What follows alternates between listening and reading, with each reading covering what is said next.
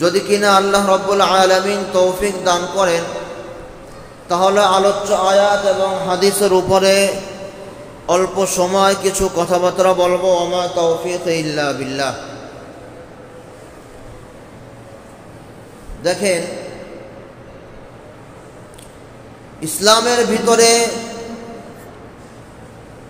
যতগুলো বিধান আছে,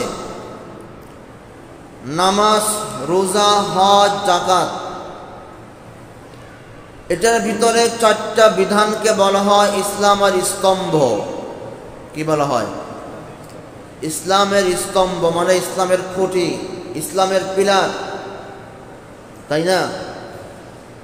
7 তলা বিল্ডিং দাঁড়িয়ে আছে ছাদের উপর নয়, বরং পিলারের উপরে। কি বলেন? পিলার যত মজবুত হয়, পাইলিং যত মজবুত হয়, বিল্ডিংটাও তত মজবুত হয়। কি বলেন?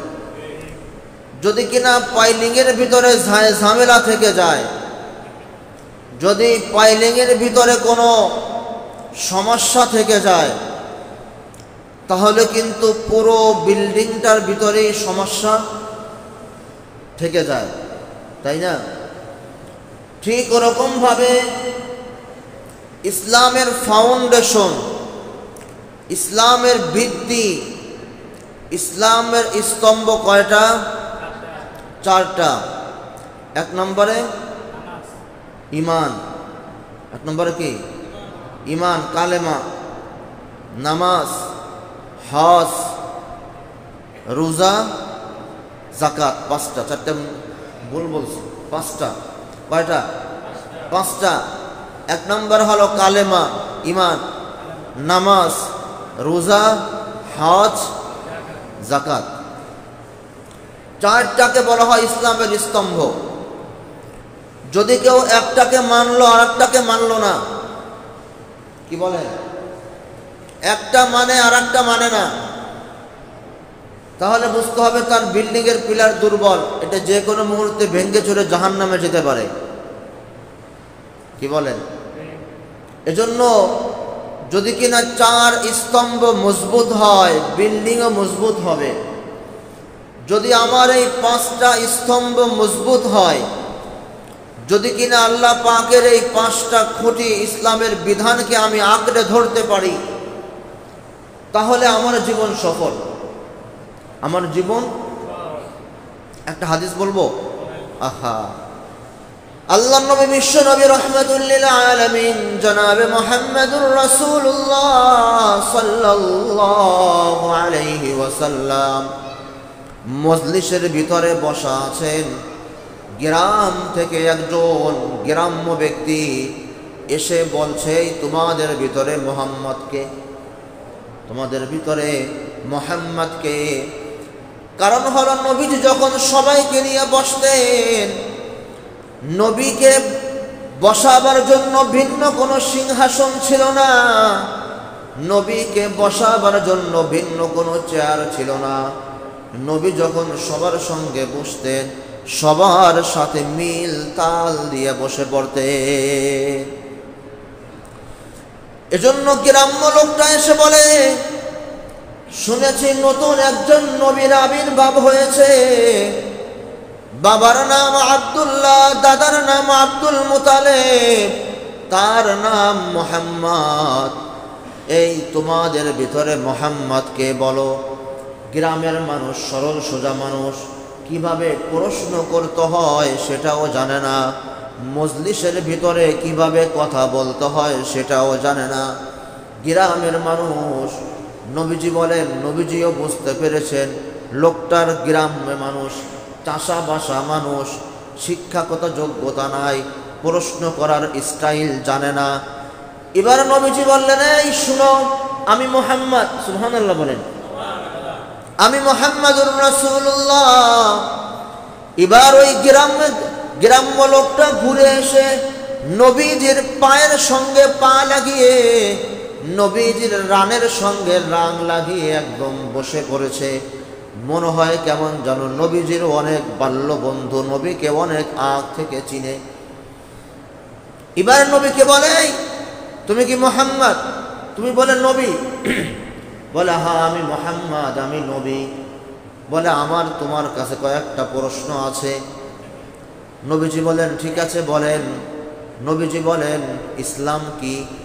বলে ইসলামটা হলো আল্লাহকে একমাত্র ইবাদতের বন্দেগী হিসাবে মানেন। 2 নম্বর আমি মুহাম্মাদুর রাসূলুল্লাহ সাল্লাল্লাহু আলাইহি ওয়াসাল্লামকে নবী হিসাবে স্বীকৃতি দিয়ে দাও, এটাই হলো ইসলাম।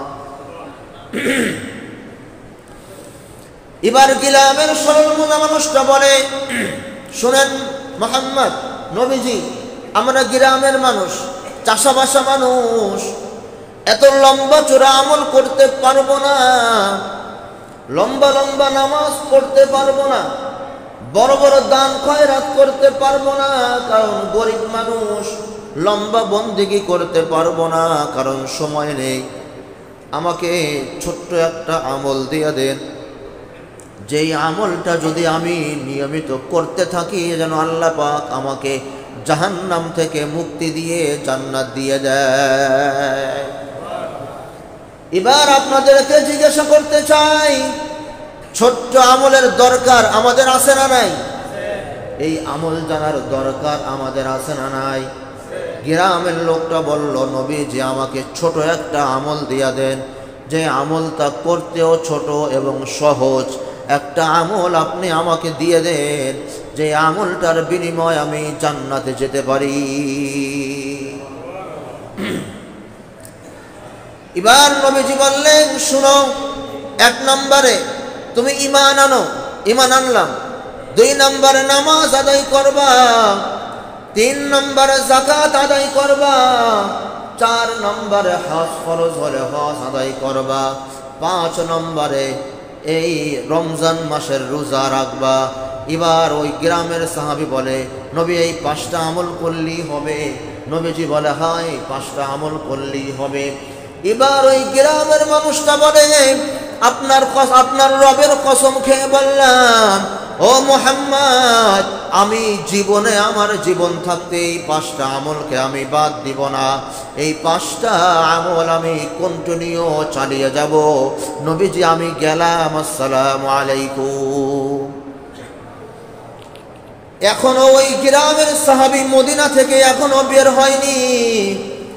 নবীজি বলেন এই তোমরা কি জান্নাতি মানুষ দেখতে চাও? বলে যে হ্যাঁ নবীজি আমরা জান্নাতি মানুষ দেখতে চাই। নবীজি বলেন তোমরা যদি জান্নাতি মানুষ দেখতে চাও তাহলে এই গ্রামের লোকটাকে তোমরা দেখে নাও, এই লোকটা জান্নাতি। কয়টা আমল বলেন? কয়টা আমল? আছেনি 5টা আমল আমাদের ভিতরে? কি বলেন আসেনি? ঈমান তো নাই। প্রথম যেটা বলে ঈমান, ঈমান তো নাই। নামাজ তো পড়ি না, কি বলেন? যাকাত তো দিই না, হ্যাঁ রমজানের রোজা কোনো মতে তালমল দিয়ে রাখি, তাও তো রাখি না। আর হজ তো করি না, হজ নাই। তাহলে মানে হলো আমি ইসলামের ভিতরে, আর কথা কন না গা, ইসলামের ভিতরে নাই। ওই খালি টুপি আর দাড়ি, সামনে কুরবানি হইতেছে, বড় গরুটা কেমনে জবাই দেবো হে দান্দায় আছে, কিন্তু ইসলাম আমার ভিতরে নাই। তো যেটা বলতেছিলাম, ইসলামের বুনিয়াদ কয়টা বলেন? কয়টা? 5টা জিনিস। এটার ভিতরে গুরুত্বপূর্ণ একটা বিষয় হলো হজ করা। কি করা? হজ করা।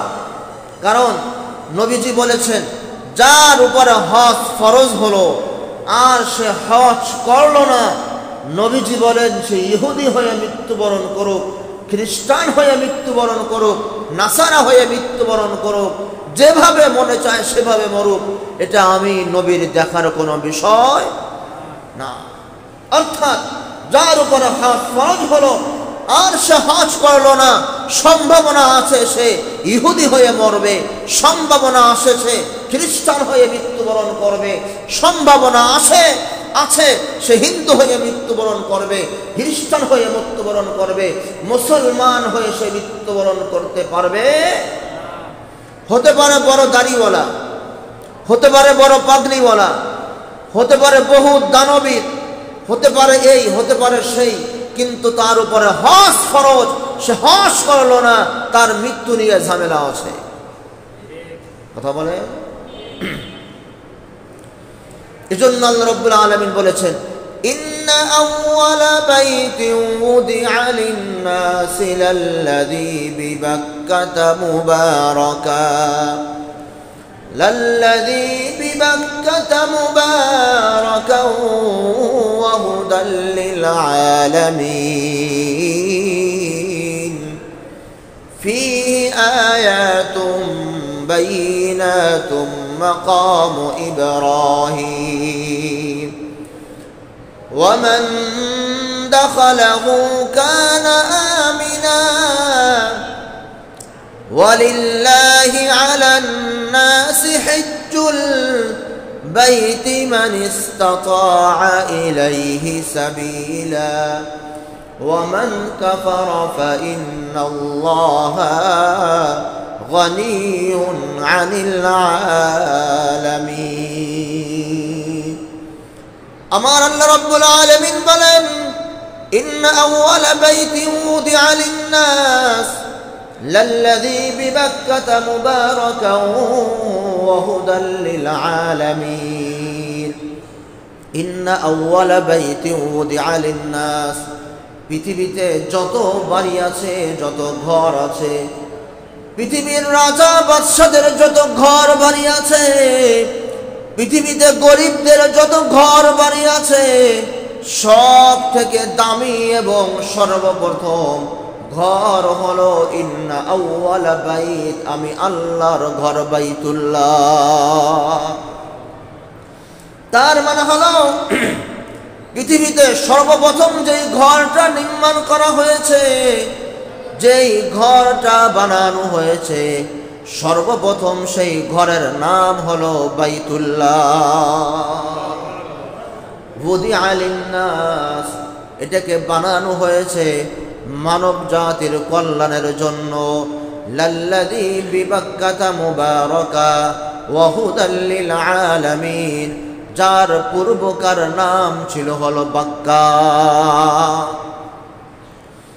এজন্য ইতিহাস খুঁজলে পাওয়া যায়,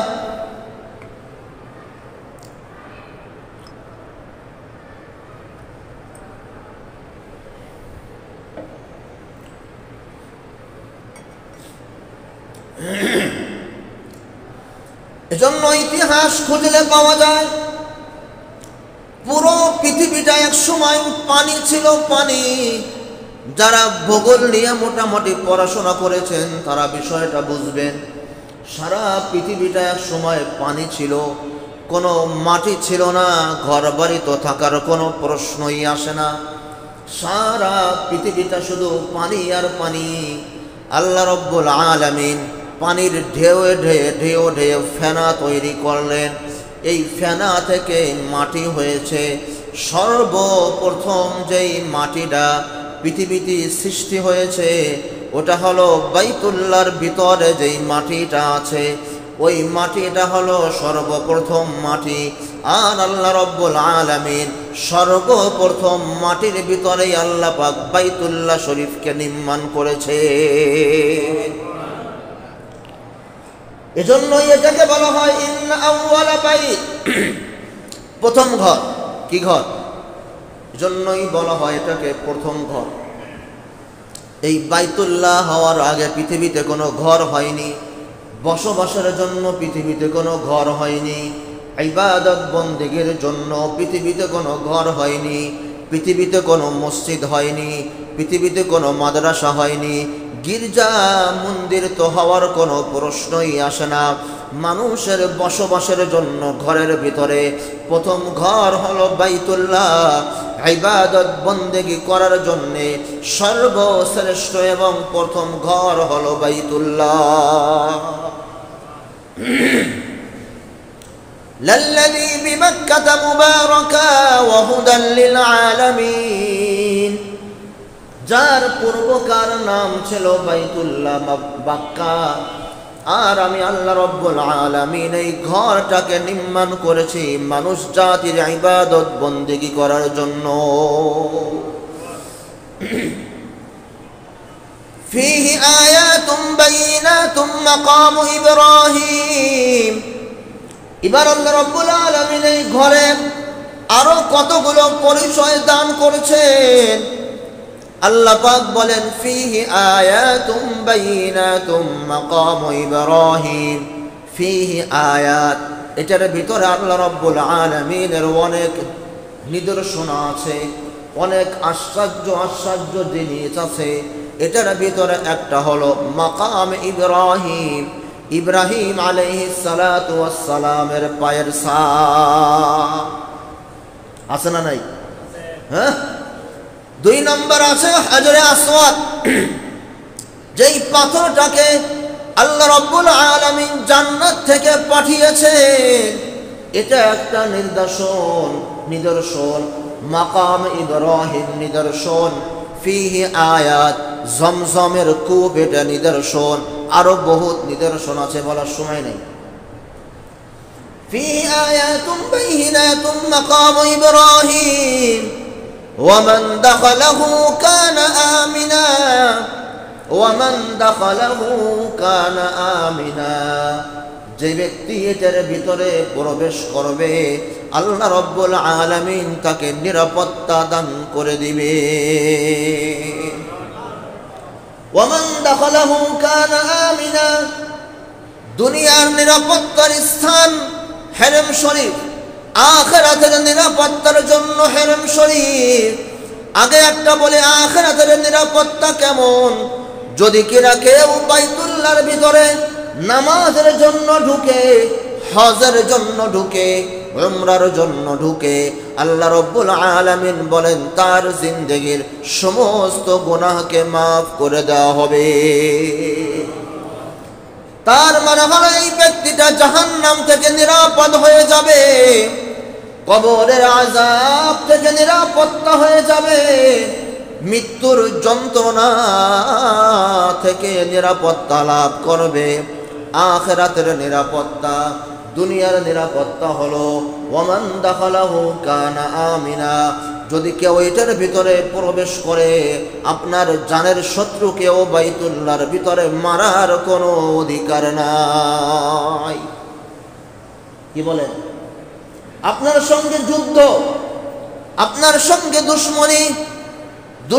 দুশ্মনী যা হবে সব ওটার ভিতরে ঢুকার আগে যেই ওটার ভিতরে ঢুকে পড়ল, এবার আপনি তার কাছ থেকে কোনো প্রতিশোধ নিতে পারবেন না, তাকে আপনি হত্যা করতে পারবেন না, তাকে আপনি থাবর দিতে পারবেন না, তাকে আপনি গালাগালি করতে পারবেন না, টু শব্দ আপনি তাকে করতে পারবেন না, যতক্ষণ না পর্যন্ত সে ওখান থেকে বের না হয়ে আসবে। টু শব্দ করার মতন অধিকার আপনাকে দেওয়া হয়নি। এজন্য যদি আপনার কোনো জানের শত্রু ওখানে ঢুকে থাকে, ওখানে মারার কোনো অধিকার নাই, ওটার ভিতরে মারা যাবে না। তাকে খাবার বন্ধ করে দেন, পানি বন্ধ করে দেন, অসুস্থ করে দেন, অসুস্থ করে আপনি ওটার ভিতরে থেকে বের করে নিয়ে আসেন। এরপরে আপনার বিচার সালিশ যা করার আপনি সবগুলো করেন, কিন্তু ওটার ভিতরে থাকা অবস্থায় মারার কোনো অধিকার নাই, কোনো অধিকার নাই। আছে, অনেক ঘটনা আছে, বলার সময় নেই। ওয়ালিল্লাহি আলান নাসি হিজ্জুল বাইতি মান ইসতাতাআ ইলাইহি সাবিলা ওয়া মান কাফারা ফাইন্নাল্লাহা গনিয়্যুন আনিল আলামিন। সুতরাং মানুষ তোমরা হজের জন্য আসো, এই বাইতুল্লাহ তওয়াফের জন্য আসো, কাবা ঘর জিয়ারত করার জন্য তোমরা আসো। আর যদি কেউ এটাকে অস্বীকার করে, নিষেধ করে, তাহলে সে কাফের হয়ে যাবে। তার মানে হলো আল্লাহ পাক বললেন, প্রথমে বললেন বাইতুল্লাহ আমার ঘর, এরপরে বললেন পৃথিবীর শ্রেষ্ঠ ঘর, এরপরে বললেন প্রথম ঘর, এরপরে বললেন এটার ভিতরে অনেক দিক নির্দেশনা আছে, আশ্চর্য আশ্চর্য অনেক জিনিসপত্র আছে। এরপরে আল্লাহ পাক বললেন এটাকে আমরা বানিয়েছি তোমাদের হজের জন্য, উমরার জন্য, এটাকে বানিয়েছি দুনিয়ার কল্যাণের জন্যে, আখিরাতের কল্যাণের জন্যে। সুতরাং তোমরা এটার ভিতরে পাও হেঁটে এসো, সওয়ারিতে সওয়ার করে এসো। যদি তোমরা আসো তাহলে তোমাদের গুনাহকে মাফ করে দিব, তোমরা দুনিয়া এবং আখিরাতে নিরাপত্তাশীল হয়ে যাবে। ওয়ামান কাফারা, আর যদি কেউ অস্বীকার করে, কথা বলেন না, সামনে বসে কথা বললে তো সমস্যা হয় কথা বলতে, দাদা কথা বলেন না মেহেরবানি করে। ওয়ামান কাফারা, আর যদি কেউ অস্বীকার করে, আল্লাহ রাব্বুল আলামিন বলেন ওয়ামান কাফারা, যদি কেউ অস্বীকার করে তাহলে সে কাফের হয়ে যাবে, কিয়ামতের ময়দানে তাকে জাহান্নামে দিয়ে দেওয়া হবে। অস্বীকার করার কি অর্থ? এই বাচ্চারা দেখেন, আমাদের বাচ্চাদের কত বড় দুঃসাহস। এখানে কথা হচ্ছে, কতগুলো মানুষ এখানে বসে বসে বয়ান শুনছে, আর ওরা ওখানে পিছনে বসে বসে আড্ডা মারছে, লাফালাফি করছে।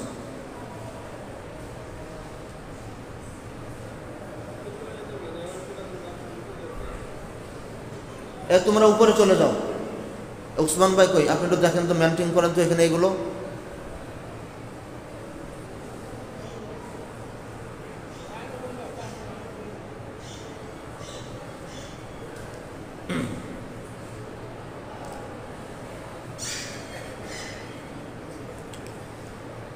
ওয়ামান কাফারা ফাইন্নাল্লাহা গনিয়্যুন আনিল আলামিন। ওয়ামান কাফারা, আর যে ব্যক্তি অস্বীকার করলো সে কাফের হয়ে গেল। অস্বীকার করার অর্থ দুইটা। কয়টা বলেন? কয়টা? দুইটা। এক নম্বর অস্বীকার হলো যার উপরে হজ ফরজ, সে ইচ্ছা করে হজ করে না, এটা অস্বীকার। বলেন এটা কি?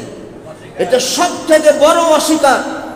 যার উপরে হজ ফরজ হয়েছে, যাওয়ার মতন সামর্থ্য তার ভিতরে আছে, কোনো ধরনের বাধা বিঘ্নতা নাই, ইচ্ছা করে যাব যাব যাব যাব কি যাব না, এই বছর না আগামী বছর, আগামী বছর না পরের বছর, বাড়িটা কমপ্লিট করে লই, মায়েদের বিয়ে দেয়া লই, ঘরে একটা পুতের বই আইয়া লই, আছে না নাই? আরে কথা বলে না, আছে না নাই? এরপরে একটা হজ করুন না, এটাকে বলা হয় ইচ্ছা করে কি করা? অস্বীকার করা।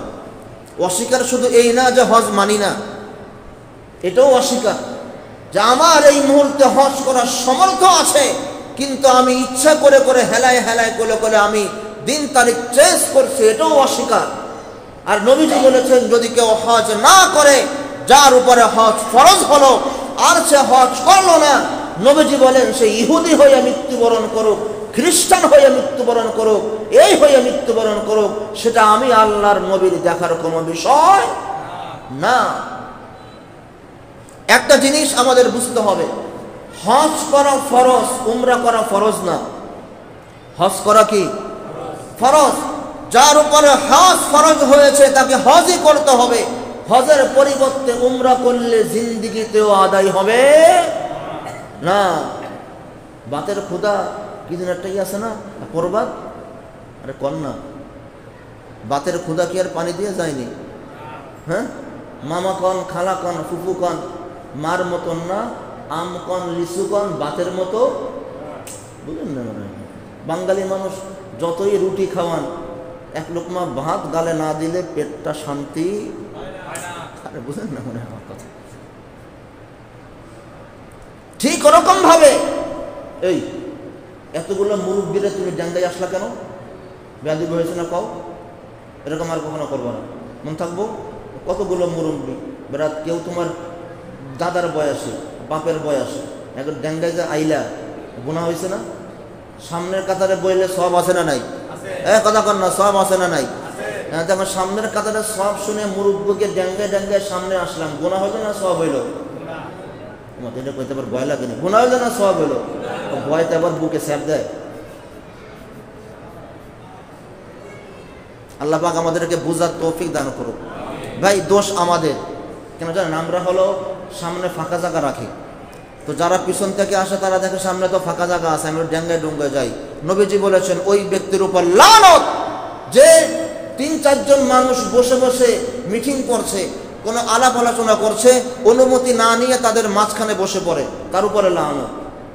আবার ওই ব্যক্তির উপরে লানত সবাই নামাজের কাতার বন্ধ হয়ে বসে আছে, আর একজন মুরব্বীদের ঘাট আবার আসেন, ভাই বসেন বসেন,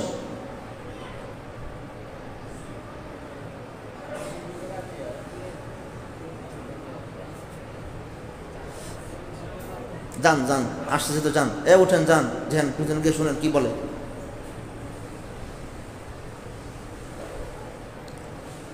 ভাই এইগুলো মেনটেন করার দায়িত্ব কিন্তু খতিব সাহেবের না, মেনটেন করার দায়িত্ব আপনাদের। এইগুলো কথা বুঝেন নাই? আমরা এখানে গোপাল ভাঁড়ের গল্প করি না, কিতাবাদি ঘেটে এরপরে এখানে কথা বলতে বসি। যদি আপনারা মাঝখানে এরকম ডিস্টার্ব করেন তাহলে তো আমিও বলবো দূর মুসল্লিরা কথা শুনে না, আমিও বিলালের কিচ্ছা, এই গোপাল ভাঁড়ের কিচ্ছা কাহিনী বলে আমিও শেষ করে দেব। বুঝেন না মনে হয় আমার কথা? আর যদি বলেন যে না মুসল্লিরা কথাগুলো শুনে মনোযোগ দিয়ে নেয়, তাহলে আমারও তো কিতাবাদি ঘেটে আসতে হবে। হ্যাঁ, কথা বলেন না কেন? রাগ হয়েছেন আমার কথায়? রাগ হয়েছেন কারা কারা? যেদিন সিন্নি পাকামো সেদিন সিন্নি খাওয়াই দেবো ইনশাল্লাহ, আজকে না। তো কি বলতেছিলাম, কয়টা অস্বীকার? 2টা। 1 নম্বর অস্বীকার হলো যার উপরে হজ ফরজ হয়েছে সে হজ করে না, এ বছর না আগামী বছর, আগামী বছর না পরের বছর, পরের বছর না পরের বছর, এই করে করে হেলায় হেলায় সে কাটিয়ে দেয়, সেও অস্বীকারী। সেও কি অস্বীকারী? এই ব্যক্তি সম্পর্কেও আল্লাহর নবীর ওয়াদা, সে যা হয়ে মৃত্যুবরণ করুক সেটা আমার দেখার বিষয় না। আর একটা বিষয় হলো হজ আর উমরা এক না। হজ আর উমরা কি না? এক না। বলতেছিলাম আম খাও কাঁঠাল খাও ভাতের মতন না, খালা খাও ফুফু খাও আর কয়ও না মার মতন না। ফজরের নামাজ পড়তে বলা হয়েছে, ফজরের নামাজ কি ফরজ না নফল? কথা বলেন, ফরজ না নফল? তা আপনি এখন বলেন ফজরের নামাজ 2 রাকাত, মাত্র 2 রাকাত, দূর তরি বেড়া 2 রাকাত করে নামাজ হলো, আমি 10 রাকাত পড়ব হবে? জোহরের নামাজ মাত্র 4 রাকাত, 4 রাকাত কোনো নামাজ হলো বেড়া? দেখো বেড়া 12টা বাজে মসজিদে চলে আসছি, এতক্ষণ বসে বসে কি করব? নামাজ পড়ি। তো এখন সে নামাজ পড়ছে 1 ঘন্টা না, সেই 12টা বাজে আসছে। তো এখন মুয়াজ্জিন সাহেব আযান দিল 1টা বাজে, হুজুর জামাত কয়টায়? জামাতের তো বাকি আরো আধা ঘন্টা। সে এখন মনে মনে বলে আধা ঘন্টা, আমি তো 1 ঘন্টা যাবত নামাজ পড়লামই, তো নামাজ তো হয়ে গেছে, আমি বাহির থেকে বের হয়ে যাই, কাজ হবে? এই কাজ হবে। সারা পৃথিবীর সমস্ত নফল যদি এক পাল্লায় দেওয়া হয়, আর যদি ফরজ নামাজের 1 রাকাতকে 1 পাল্লায় দেওয়া হয়, 1 রাকাতের সমান হবে? 1000 উমরাকে যদি 1 পাল্লায় দেওয়া হয়, আর যদি আপনার উপরে ফরজ হজ ফরজ হয়ে থাকে, আপনার এই ফরজ হজকে যদি 1 পাল্লায় দেওয়া হয়, 1 হজের সমপরিমাণ 1000 উমরা হবে? হবে না। এজন্য হজ ফরজ হলে হজই আদায় করতে হবে, উমরা করলে কাজ হবে না। এটা একটা অস্বীকার। 2 নম্বর অস্বীকার হলো আমাদের সমাজে অনেক নাস্তিক মার্কা লোক আছে না নাই? তাই দূরা এতগুলো টিয়া বর্তমানে হজ করতে 7 থেকে 8 লাখ টাকা দরকার, এতগুলো টাকা খরচ করে হজ করুন, এত আর 1 লাখ টাকা মসজিদে ঘুষ দিয়ে দিই। দান না, ঘুষ। কি ঘুষ? মসজিদে 1 লাখ টাকা ঘুষ দিয়ে দিই, এতিমখানায় 50,000 টাকা দান করে দিই, আর 1-2 লাখ টাকা দিয়ে আমি একটু উমরা করে আসি। 3 লাখ টাকার ভিতরে কভার, আর থাকবে 4-5 লাখ টাকা, 2-3 লাখ টাকা, এটাতে আর একটা সাথ দেওয়া যাবে। আছে না নাই? আর কথা কয় না, আছে না নাই? এটাও অস্বীকার। আবার কিছু আছে হজ করে কি হবে? মক্কা মদিনা কি জিনিস, এখানে গিয়ে কি লাভ? আমি মসজিদে নামাজ পড়ি না? আছে না নাই? আমি আব্দুল কাইমে নামাজ পড়ি না বিয়া? একদম সবার সামনে কাতারে আমি দাঁড়াই থাকি। তবে এতগুলো টাকা খরচ করে মক্কা মদিনা যাবো কেন? সৌদি আরবে টিয়া দিতে আর হজের ব্যবসা করার লেগে? আছে না নাই? এটা যদি কেউ বলে তার ঈমান থাকবে না, ঈমান থাকবে না। পুনরায় তাকে আবার কালেমা পড়িয়ে তাকে মুসলমান ধর্মের ভিতরে আবার আনতে হবে, সে কাফের হয়ে গিয়েছে। কারণ আল্লাহ পাকের বিধান আপনি মানতে পারেন না, এক জিনিস, অস্বীকার করলে ঈমান থাকবে না। 2 নম্বরে আসেন, হজ ফরজ কার উপরে? এই জিনিসটা খুব গুরুত্বপূর্ণ বিষয়। হজ ফরজ কার উপরে? এ কথাটা ভালো করে শুনেন। হজ ফরজ ওই ব্যক্তির উপরে যার কাছে মক্কা মদিনা হজের যেই বিধানগুলো আছে, হজের যে আহকামাতগুলো আছে, এগুলো পালন করার দৈহিক, শারীরিক, আর্থিক সামর্থ্য যার আছে, যাওয়া আসার ভাড়া যার আছে, আমি কিতাবের ভাষায় বলছি না, আমার ভাষায় বলছি, আর্থিক ভাড়া যার আছে এবং ওখানে যে কদিন থাকবে ওই কয়দিন থাকার কারণে পরিবারের যে ভরণ পোষণ আছে, এই ভরণ পোষণ দেওয়ার টাকা যার কাছে আছে, তার উপরে হজ ফরজ। তার উপরে কি ফরজ? হজ ফরজ। কথা বুঝছেন? বর্তমানে হজ করতে 7 থেকে 6 লাখ টাকা লাগে, 6.5 থেকে 7 লাখ। তো যদি আপনার কাছে এটা থাকে এবং আপনি ওখানে 1 মাস 15 দিন 20 দিন থাকবেন, ওটার একটা খরচা যদি আপনার কাছে থাকে, আপনি উমরায় হজে থাকা অবস্থায় যে একটা পারিবারিক খরচ যদি এটা আপনার কাছে থাকে, তাহলে আপনার উপরে হজ ফরজ। আপনার উপরে কি? হজ ফরজ। যদি এই পরিমাণ টাকা মহিলার কাছে থাকে, মহিলার উপরে হজ ফরজ। তবে মহিলার জন্য একটা বাড়তি শর্ত, মাহরাম লাগবে। যার সাথে দেখা দেওয়া ফরজ এরকম একজন পুরুষ লাগবে, এটা মহিলার জন্য হজ ফরজ হওয়ার বাড়তি একটা শর্ত। যদি এটা মাহরাম না পাওয়া যায়, তাহলে সে অন্য কাউকে দিয়ে বদলি হজ করবে, কিন্তু মুআল্লিমের সাথে গেলে তার হজ আদায় হবে না। কারণ পর্দা তার 1 নম্বর ফরজ, হজ তার 2 নম্বর ফরজ। কথা বুঝেছেন? অনেকে আমরা এরকম ভুল করি যে হুজুর আমার তো কেউ নাই, সুতরাং আপনি আমার মার্ডারে লেগে যান, আপনার লোকে গিয়ে হজ করে নিয়ে আসেন। না, হজ হবে না। হজের জন্য পুরুষের যতগুলো শর্ত আছে, মহিলারও হুবহু একই শর্ত আছে। তবে মহিলার জন্য বাড়তি একটা শর্ত হলো যে মহিলার জন্য মাহরাম লাগবে। মাহরাম বুঝেননি? আরে বুঝেননি? মাহরাম বুঝেননি? গার্ডিয়ান। কোন গার্ডিয়ান? মুআল্লিম গার্ডিয়ান না, যার সাথে দেখা করা জায়েজ এরকম একজন গার্ডিয়ান লাগবে, তাহলে তার উপর হজ ফরজ। কথা বুঝেন নাই? আর্থিক পুরুষের জন্য যা, মহিলার জন্য তা। শারীরিকভাবে মহিলার জন্য তা, পুরুষের জন্য হুবহু এক। তো মহিলার জন্য বাড়তি একটা বিধান হলো, সব কিছু ঠিকঠাক থাকার পরে মহিলার জন্য মাহরাম লাগবে। মাহরাম ছাড়া মহিলা হজ করতে পারবে না। বুঝছেন তো কথা? সব জায়গায় তো বৈষম্য দেন, এখানে তো বৈষম্য, এখানে বৈষম্য না পেল কেটা? এখানে তো বৈষম্য হয় নাই, বৈষম্য হয়েছে। কারণ পুরুষের জন্য যাওয়ার জন্য মহিলা শর্ত, আর কথা কয় না। যদি পুরুষ হজে যায়, মহিলা শর্ত আছে নাই, কিন্তু যদি মহিলা হজে যায়, পুরুষ শর্ত। পুরুষ কি শর্ত? তো হুজুর ইসলাম না বৈষম্য? ইসলাম না বৈষম্য? যদি বৈষম্য হলো না, বৈষম্য হলো না। ভাই একটা জিনিস বুঝতে হবে, বৈচিত্র্য আর বৈষম্য দুটা দু জিনিস। দুটা কি জিনিস? বৈষম্য আর বৈচিত্র্য দুটা 2 জিনিস। পুরুষ আর মহিলাদের যেই বিষয়গুলো, এগুলো কোশ্চিন কালেও বৈষম্য হয় না, এইগুলো বৈচিত্র্য হয়। কথা বুঝেন না? যদি এইগুলোকে বৈষম্যের ভিতরে আনতে চান, সমান সমান করতে চান, তাহলে 2-1টা কথা বলবো। আরে কথা কয় না, কথা কমনে 2-1টা। যদি বৈষম্য করতে চান, তাহলে 1 নম্বরে আসেন, যখন বিবাহ শাদী হয়, এই যুবকরা ভালো করে শোনো, যদি বৈষম্য করতে চান, সম অধিকার আনতে চান, বিবাহ যখন হয়, তখন মোহর কে দেয়? সবাই কয় না। কে দেয়? ছেলে দেয়। কেন ছেলে দেবে? একা? বউও দিবে। যে বিয়ে করবে সেও দিবে, যে বিয়ে বসবে সেও দিবে। পুরুষ যেরকম ভাবে মোহর আদায় করবে, মহিলাও সেরকম ভাবে মোহর পুরুষকে। তো বৈষম্য হলো কোথায়? এটাও করেন। যেহেতু আপনারা বৈষম্য বৈষম্য সম অধিকার, তো এটা থেকে আগে শুরু করেন।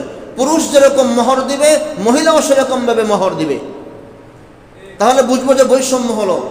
2 নম্বর, বাচ্চা যেরকম ভাবে পুরুষ নাউজুবিল্লাহ গ্রহণ করে, মহিলা যেরকম ভাবে বাচ্চা গ্রহণ করে, অর্থাৎ মহিলা যেরকম বাচ্চা পেটে ধারণ করে, নাউজুবিল্লাহ পুরুষকেও বাচ্চা পেটে ধারণ করতে হবে। তাহলে বুঝবো বৈষম্য। কথা বলেন, বৈষম্য। আর কয়েকটা বলবো, হাসিস না হাসিস না, এটা নিয়ে তো আজকে সারা পৃথিবী গরম। আর কয়েকটা বলবো, যুক্তিসঙ্গত কথা এগুলো। যদি স্বামী ইনকাম করে, ভালো করে বুঝেন, যদি স্বামী ইনকাম করে, স্বামী ইনকাম করলে স্বামীর ইনকামের ভিতরে স্ত্রীর হক আছে না নাই? কিন্তু যদি স্ত্রী ইনকাম করে, আছে? স্ত্রী চাকরি করে বেতনটা পাওয়ার লগে লেগেই ভ্যানিটি ব্যাগ অথবা দৌড় দিয়ে ব্যাংকে। কেন? স্বামী যেরকম ভাবে পরিবারের জন্য খরচ করে, তোমাকেও সেরকম ভাবে সমানভাবে পরিবারের পিছনে খরচ করতে হবে। স্বামী বেতনের টাকার ভিতরে, ব্যবসা টাকার ভিতরে যেরকম ভাবে স্ত্রীর হক রয়েছে, যদি স্ত্রী ইনকাম করে তাহলে স্ত্রীর ইনকামের ভিতরেও সমানভাবে স্বামীর হক থাকতে হবে। তাহলে বুঝবো বৈষম্য সম্ভব। কথা বুঝেন না? আরো আছে অনেকগুলো, এতগুলো বলার সময় নেই, যেহেতু আমাদের আলোচ্য বিষয় না। সুতরাং স্বামী আর পুরুষ আর মহিলা যেই সমস্ত বিষয়গুলো আছে, পারিবারিক বিষয় বলেন, শারীরিক বিষয় বলেন, সামাজিক বিষয় বলেন, রাষ্ট্রীয় বিষয় বলেন, বৈচিত্র্য বৈষম্য কোনোদিনও সম্ভব বা বৈচিত্র্য সম্ভব। এজন্য সম অধিকার না ন্যায্য অধিকার। বলেন, সম অধিকার কুফরি, ন্যায্য অধিকার হালাল। সম অধিকার কুফরি। বলেন, সম অধিকার কুফরি। ন্যায্য অধিকার আমরা চাই। আমাদের মা বোনদেরকে যে ন্যায্য অধিকার দেওয়া হয়েছে, ন্যায্য অধিকার আমরা চাই। বলে, হুজুর ন্যায্য অধিকার তো ইসলামী দেয়নি। আর আপনি তো ইসলামটাই চিনেন নাই। ইসলাম আসার আগে, ইসলাম আসার আগে ও নারী জাতি, তোমরা বলেছ আমাদের সব উন্নয়নের মাঝখানে বাধা হলো ইসলাম ধর্ম। আমাদের পারিবারিক, সামাজিক, রাষ্ট্রীয় সব উন্নয়নের বাধা হলো কি? ধর্ম। তোমার তো ইসলাম সম্পর্কে কোনো আইডিয়াই নেই, যার কারণে তুমি ধর্মকে মাঝখানে বাধা বানিয়েছো। শুনো, ইসলাম ধর্ম দুনিয়াতে আসার আগে নারী জাতিকে তো মানুষই মনে করতো না। ইসলাম ধর্ম দুনিয়াতে আসার আগে এই জাতিটাকে মনে করা হতো বন্য পাখি, বন্য প্রাণী। মহিলাদেরকে মনে করা হতো কাজের বুয়া ছাড়া দ্বিতীয় আর কোনো কিছু মনে করা হতো না। পৃথিবীতে যত অনিষ্ট আছে, ওয়াল ইন্ডিয়া নামে একটা কিতাব, একটা বই আছে, ইংলিশে লেখা, বাংলা বাজারে খুঁজলে পাবেন, ওয়াল ইন্ডিয়া। এই ওয়াল ইন্ডিয়ার ভিতরে পড়ে দেখেন যে আগের হিন্দু সভ্যতার ভিতরে আছে, হিন্দু সভ্যতার ভিতরে ছিল পৃথিবীতে যত কুপ্রভাব আছে, পৃথিবীতে যত অনিষ্ট আছে, পৃথিবীতে যত খারাপি আছে, সব খারাপি দিয়ে নাউজুবিল্লাহ আল্লাহ রাব্বুল আলামিন বলে, এই কি বলে, সৃষ্টিকর্তা বলে সমস্ত খারাপি দিয়ে মহিলাদেরকে আল্লাহ পাক সৃষ্টি করেছেন। তার মানে হলো তোমাদেরকে তো সমস্ত খারাপির মূল কেন্দ্রবিন্দু মনে করা হতো। কথা বলেন না কেন? ইসলাম আসার পরে না তোমাদেরকে মাথার উপরে জায়গা দিয়েছে। ইসলাম আসার পরে না তোমাদেরকে মানুষ হিসেবে তোমাদেরকে আখ্যায়িত করা হয়েছে। ইসলাম দুনিয়াতে আসার পরেই না তোমরাও একজন মানুষ। পুরুষ যেরকম ভাবে মানুষ, মহিলাও সেরকম ভাবে মানুষ। পুরুষের যেরকম ভাবে ন্যায্য অধিকার আছে, একজন মহিলারও সেরকম ভাবে ন্যায্য অধিকার আছে। এটা ইসলাম সর্বপ্রথম দুনিয়াতে আগে ফুটিয়ে তুলেছে। এর আগে কোন ধর্ম দুনিয়াতে এটা ফুটিয়ে তুলতে পারেনি। চাইনিজদের আগেরকার সভ্যতা আপনি খুঁজে দেখেন, সেখানে আছে মহিলা মানেই হলো অনিষ্ট। মহিলা মানেই অনিষ্ট, এরা মানুষ না। যার কারণে আমরা গল্প শুনেছি, এটা গল্প না, হাদিসের কথা। আরবের ভিতরে যখন কোনো মহিলা সন্তান, কোনো মেয়ে সন্তান, মেয়ে বাবু জন্ম নিত, তখন মনে হতো এটা কোনো মানুষ জন্ম হয়নি, নাউজুবিল্লাহ পেটের ভিতরে কোনো প্রাণী, বাঘ, ভাল্লুক, ইঁদুর, বাছুর, সাপ, বিচ্ছু এগুলো জন্ম হয়েছে। যত দ্রুত পারো তত তাড়াতাড়ি এটাকে মাটি চাপা দিয়ে শেষ করে ফেলো। এটা ছিল আরব জাতির সভ্যতা। এখন এই সভ্যতা আছে না নাই? নাই। যেহেতু নাই, তাহলে মেয়ে বাবু হলে অনেকের মুখ কালা হয়ে যায়, আছে না নাই? কথা বলেন। আমাদের সমাজে এখনো আছে মেয়ে বাবু হলে মুখ কালা, হয়ে যায়। এই সভ্যতা কিন্তু আমাদের না, এই সভ্যতা ইসলাম আসার আগে এর থেকেও নিকৃষ্ট সভ্য ছিল, অসভ্য ছিল। এখন তো মেয়ে বাবু হলে আমাদের মুখ কালা হয়ে যায়, আর ওই সময় শুধু মুখই কালা হতো না, জীবিত অবস্থায় মাটি খুদে মাটির নিচে দাফন করে দেওয়া হতো। এটা কোনো মানুষ না, একটা পশু আমার পেটে জন্মগ্রহণ করেছে। ইসলাম আসার পরে তোমাদেরকে বলেছে, ও দুনিয়ার মা বোনেরা শোনো, ও দুনিয়ার বাবা মারা শোনো, যদি কারোর ঘরে একটা কন্যা সন্তান জন্মগ্রহণ করলো আর সে তাকে সুশিক্ষা দান করলো, উপযুক্ত স্বামী দেখে তাকে বিবাহ দিল, আল্লাহ পাক বলেন তার জন্য একটা জান্নাতের ওয়াদা। এই ওয়াফার তোমাদের ভেবে শুধুমাত্র ওয়ানলি ওয়ান ইসলাম দিয়েছে, অন্য কোনো ধর্ম দিতে পারে। মেয়েকে প্রতিপালন করলে কি লাভ? আল্লাহর কোনো লাভ আছে? আপনার মেয়েকে আপনি প্রতিপালন করবেন, এখানে আল্লাহর কি লাভ? বোঝার বিষয়। আপনার মেয়েকে আপনি সুশিক্ষিত করবেন, এখানে আল্লাহর কি লাভ? আপনার মেয়েকে আপনি ভালো একজন জামাই দেখে বিবাহ দিবেন, উপযুক্ত স্বামীর কাছে বিবাহ দিবেন, আল্লাহর কি লাভ? আল্লাহর কোনো লাভ নেই। তোমাদেরকে আল্লাহ পাক দুনিয়ার মানুষদের চোখ কান খাড়া করে শুনতে বলেছেন, দেখো নারী জাতি তোমরা তো সমস্ত বাধা মনে করো ইসলামকে, অথচ ইসলাম আসার আগে তোমাদেরকে মানুষই মনে করা হতো না, তোমাদেরকে মনে করা হতো হায়ওয়ান, জানোয়ার। ইসলাম ধর্ম দুনিয়াতে আসার পরেই তোমাদেরকে মানুষ রূপে গ্রহণ করা হয়েছে। আর এখন তোমরা বলো সব উন্নয়নের মাঝখানে বাধা হলো ইসলাম। বোঝার দরকার আছে না নাই? আল্লাহ পাক আমাদেরকে বোঝার মতন তৌফিক দান করো। এজন্য যে জিনিসটা বলতেছিলাম, হজ যেরকম ভাবে পুরুষের উপরে ফরজ, হজ সেরকম ভাবে মহিলার উপরও ফরজ। বাড়তি একটা, সেটা হলো মহিলার জন্য মাহরাম লাগবে। কথা বুঝেছেন? আল্লাহ পাক আমাদেরকে বোঝার মতন তৌফিক দান করো। এজন্য হজে যাওয়ার দরকার আছে না নাই? কি বলেন? হজ, ও ভাই, এই কালা ঘরটার ভিতরে আল্লাহ রাব্বুল আলামিন এক ধরনের মায়া আর মোহাব্বত লাগিয়ে রেখেছেন। যে মিষ্টি খাই নেই সে জীবনে মিষ্টির মজা কথাও কয় না। যে জীবনে মিষ্টি খায়নি সে কোনোদিন মিষ্টির মজা বুঝবে না। ইন্ডিকা লাড্ডু जो भी खाया वो भी पछताया, जो भी नहीं खाया वो भी पछताया। ইন্ডিয়ার লাড্ডু জীবনে খেয়েছেন? ইন্ডিকা লাড্ডু, ইন্ডিকা লাড্ডু, ইন্ডিকা লাড্ডু খুব নাম করা ইন্ডিয়াতে। তো যারা বাঙালি যায় প্রথম ইন্ডিকা লাড্ডু, ইন্ডিকা লাড্ডু না জানো কি, খাওয়ার পর দুহত্তরি এই নাম ইন্ডিয়া লাড্ডু। আল্লাহ রাব্বুল আলামিন এই আমি যে আয়াতটা পড়েছি, ইন্না আউওয়ালা বাইত, কয়েকটা গুণগান বলেছেন। পৃথিবীর সর্বপ্রথম ঘর, পৃথিবীর সর্বশ্রেষ্ঠ ঘর।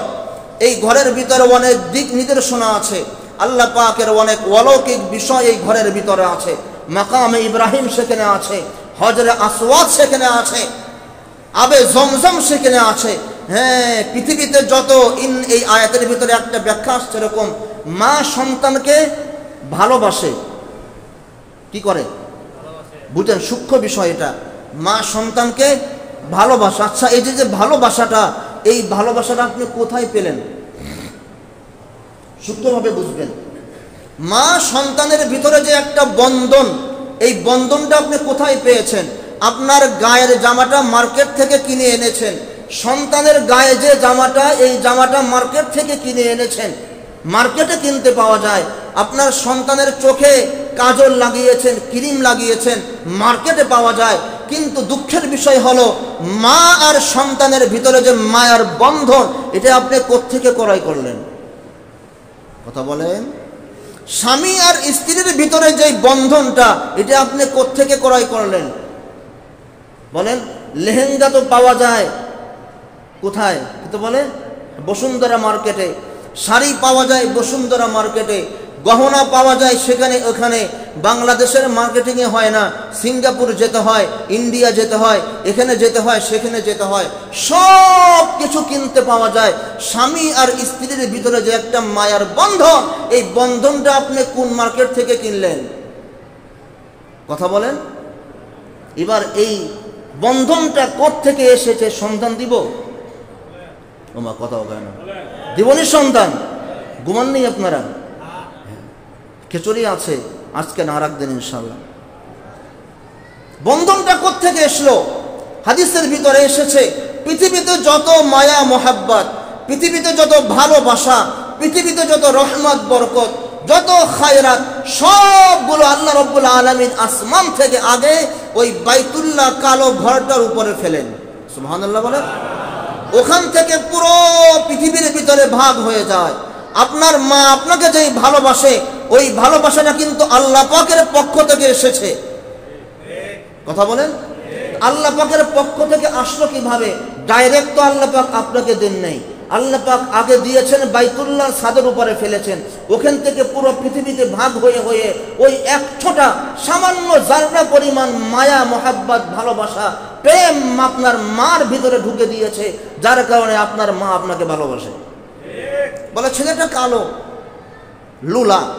মিয়া, ছেলেটা আমার লুলা হতে পারে, লুলাই আমার কাছে অনেক কিছু আছে না নাই? ছেলে যতই কালো হয়, মার কাছে বিশ্ব সুন্দর। ছেলের চোখ নাই টেরা, আপনার তাকানো মিসমিস টেরা, মা কয় টেরাটাই আমার জান। আরে কথা কয় না। এই যে মায়াটা কোত্থেকে এসলো? কোন মার্কেট থেকে কিনেছেন বলেন তো? এই যে মায়াটা বাইতুল্লাহর উপরে আগে পড়েছে, এরপরে বাইতুল্লাহ থেকে এক ছোটা সামান্য জাররা আপনার মার অন্তরের ভিতরে ঢুকিয়ে দিয়েছে। এবার মা আপনাকে আপনার জান থেকেও বেশি ভালোবাসে। তো এবার জিজ্ঞাসা করতে চাই, ওই ঘরের ভিতরে একটা মায়া, আকর্ষণ, ব্যথা আছে না নাই? বুঝেন নাই মনের কথা? এটা বুঝতে হলে সেখানে যেতে হবে। এটা বুঝতে হলে সেখানে, দোস্ত একটা বিয়ে করলো, দোস্ত বিয়ে তো করলো, আমারও তো বিয়ে করার নিয়ত আছে। আচ্ছা বলো দেখি বিয়ের মজাটা কেমন? আচ্ছা এটা জীবনে বোঝানো সম্ভব? দোস্ত একসঙ্গে তো কত আলাপ সালাপি করলাম, কত মাঠে ময়দানে খেলাধুলা করলাম, স্কুল লাইফ পার করলাম, কলেজ লাইফ পার করলাম। এবার তুমি গিয়েছো ইউনিভার্সিটিতে, আমি গিয়েছি ইউনিভার্সিটিতে। বিয়ে তো তুমি আমার আগেই করলা, কও না বিয়ের মজাটা কেমন? এটা জীবনে বলে সম্ভব? বোঝানো সম্ভব? এটা যেরকম সম্ভব না মক্কা মদিনায় গেলে কি হয়, সেখানে গেলে কি হয়, এটাও জীবনে বলে সম্ভব? যে গেছে তার কাছে জিজ্ঞাসা করেন, সে বললে হয়তো বা বলবে, বলতে গিয়ে হয়তো এক পর্যায়ে সে চোখের পানি ছেড়ে দিবে, এতদূর পর্যন্তই শেষ। কিন্তু সেখানে যে আল্লাহ রাব্বুল আলামিন কি মায়ার মোহাব্বত, কি ব্যথা বিচ্ছিন্ন রেখেছেন, এটা কোশ্চিন কালেও কোনো হাজির দ্বারা বর্ণনা করা সম্ভব? এজন্য হজ করার নিয়ত আসেনি আপনাদের? আছে কার কার? আমি কিন্তু হাত তুলতে বলি নেই, আপনারা হাত নামায়েন না। আপনারা হাত তুলেছেন। আল্লাহ আমাদের সকলকে মক্কা মদিনা জিয়ারত করার তৌফিক দান করেন। নামান। ও ভাই, টিয়া দিয়ে মক্কা মদিনা হয় না, টাকা দিয়ে মক্কা মদিনা হয় না।